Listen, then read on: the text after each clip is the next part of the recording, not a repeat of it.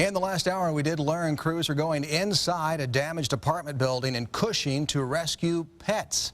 This after the magnitude 5 quake there last night. Now, this is the very latest information for you. Cushing City Manager saying as many as 50 structures have substantial quake damage. At least 14 aftershocks have happened since last night, the largest at 3.7. Cushing Public Schools will reopen tomorrow. The district posted these photos online today. The chairs off the floors there because students were not there as officials assessed the damage. Fox 23 had the most reporters in Cushing Sunday night, covering every angle for you. Our team coverage continues now with Fox 23's Nina Carter reporting live for us in BA, where many people felt that quake. With the other risks some are concerned about tonight also, Nina. Now, there's not too much visible damage left after recent earthquakes here in the Tulsa metro area, but I talked to some home inspectors today who say they're worried about what you can't see, radon.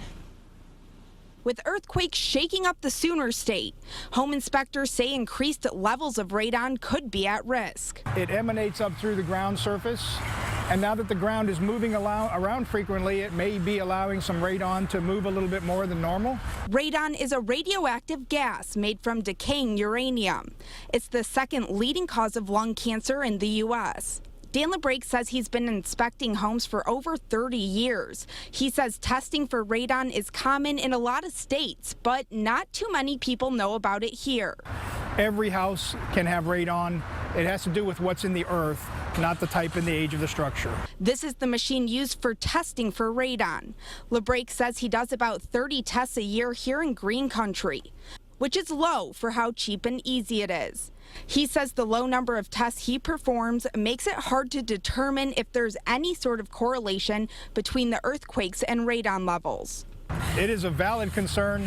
Whether or not it's actually there or not, or increased by the earthquakes, we won't know that until we get some trending from testing.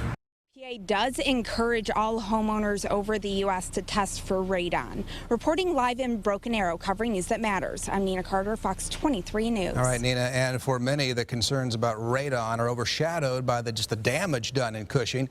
Fox 23's live team coverage continues now with Morgan Downing and the new developments in the last half hour. Morgan.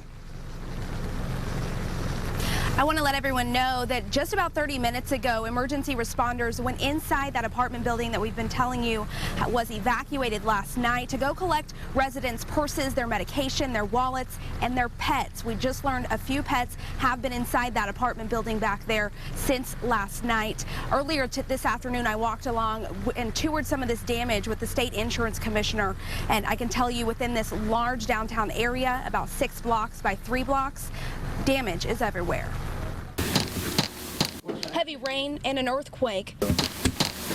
The two don't mix. I caught up with business owner Everett Rossiter. I just got stuff knocked off the shelves. As he surveyed the damage to his building. Another wall here that's been just pushing out. A building that has already suffered earthquake damage in the past, so he says he does have earthquake insurance.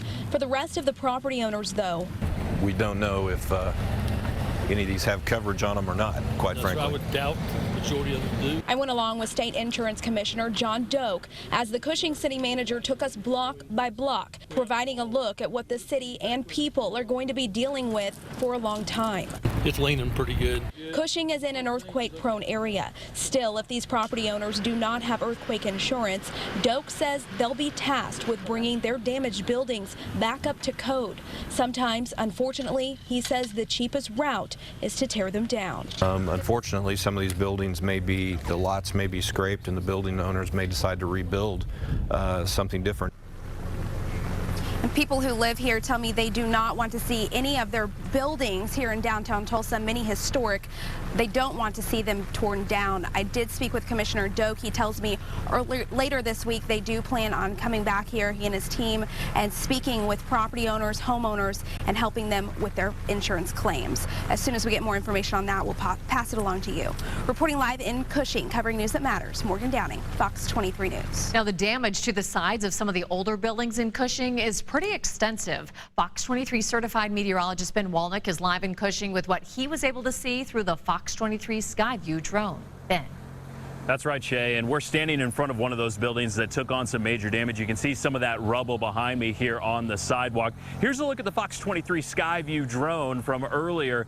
We flew that over this same building, and actually the owner of the building looked at over my shoulder at some of the drone footage just to take a look and to see how bad the damage was on his roof. Luckily, didn't take too much damage actually on his roof. A lot of that fell onto the ground, and a lot of people have been asking, why is there so much damage in Cushing? This was weaker than the earthquake we saw back in September. Well, take a look at this graphic because the earthquake was centered very close to downtown Cushing, just a mile and a quarter off to the west.